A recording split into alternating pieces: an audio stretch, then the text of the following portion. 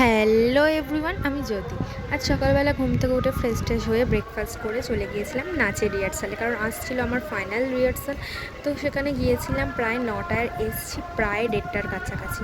আর আজ ছিল আমাদের শীতলা পুজো, তো সেই জন্য হয়েছিল পান্তা। বিশ্বাস করুন, এত ভালো লাগছিল খেতে, কি বলবো। তো তারপরে বিকেলবেলা আমি গিয়েছিলাম বাড়ি এই জিনিসগুলো আনতে। তারপরে এসে দেখছি, ও মা, এখানে তো রান্নাবান্না সব বসে গেছে। আমি যদিও কোনো কাজ করিনি, এখানে হচ্ছিল লুচি, আলুর দম আর ঘুগনি। তো পিসিরা, বোনরা সবাই মিলে করছিল, আমি শুধু দাঁড়িয়ে দাঁড়িয়ে ভিডিও দেখছিলাম। তারপরে এই যে দেখুন, এটা আমাদের মা।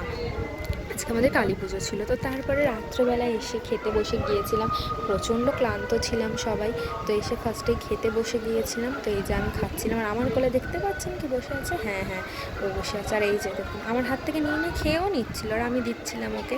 তো তারপরে সবাই বললো যে না, ওকে দিয়ে এসো, নাহলে তোমাকে আর খেতে দেবে না। তো সেই জন্য ওকে নিয়ে চলে গিয়েছিল। তারপর আমি বসলাম খেতে, একটু শান্তি করে খাচ্ছিলাম আর কি। আর তারপর আর কি, চলো ভিডিওটা এখানেই এন্ড করলাম। ওই যে ও বাই বাই করে দিচ্ছে। আর এই ছিল আমার ফাইনাল লুক। সাবস্ক্রাইব নেক্সট ভিডিওর জন্যে।